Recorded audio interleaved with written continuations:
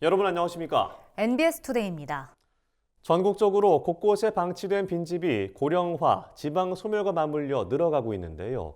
빈집은 주거 환경 미관을 해칠 뿐만 아니라 안전사고 우려도 있어서 골칫덩이로 여겨지고 있습니다. 이에 따라 정부와 각 지자체는 빈집 정비를 위한 방안을 추진하고 있는데 최근 집주인이 빈집을 자발적으로 철거하기 위한 장려책이 필요하다는 제안이 나왔습니다. 자세한 내용을 김수아 기자가 전해드립니다. 낡은 지붕이 덮인 집안이 텅 비어 있습니다.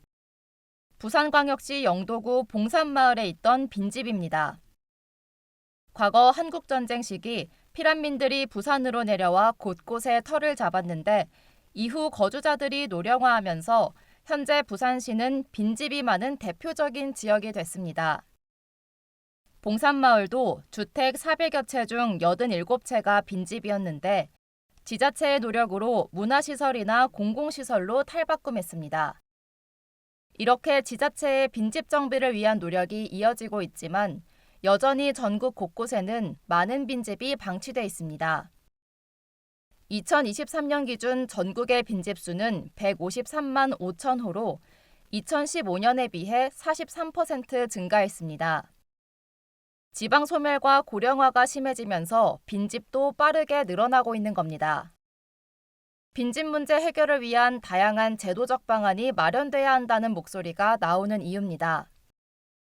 최근 국회 입법조사처는 주택 소유주가 자발적으로 빈집을 철거하도록 유도하는 장려책이 필요하다는 제안을 내놨습니다. 현행 제도에서는 주택 소유주가 적극적으로 빈집 정비에 나설 별다른 요인이 없기 때문입니다. 현재 재산세 부과 방식을 따르면 주택에 대한 세율보다 토지에 부과되는 세율이 더 높습니다. 예를 들어 주택의 경우 과세 표준 1.5억 원 이하에 부과되는 세율은 0.1%인데 건축물이 철거된 토지에는 0.2%가 부과됩니다. 쉽게 말해 빈집의 과세 표준이 1억 원일 경우 빈집일 때 내야 하는 재산세는 10만 원인데 이를 철거하면 20만 원을 내야 합니다.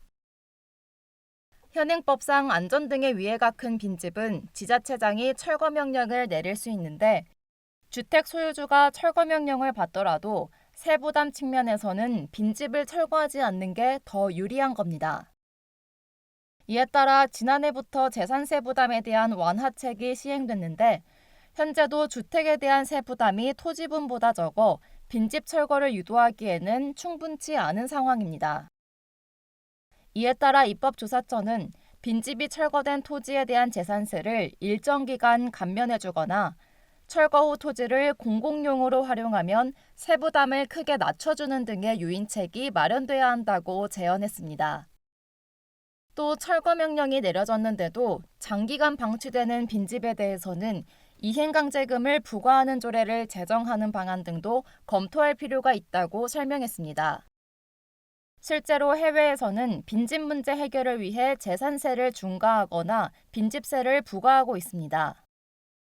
대표적으로 미국과 캐나다가 빈집세를 부과하고 있고 일본 교토의 경우에도 내년부터 빈집세를 부과할 예정입니다. 입법조사처는 주택 소유주에 대한 유인책이 효과가 없을 경우 빈집세 세목을 신설하는 방안을 논의해볼 필요도 있다고 전했습니다.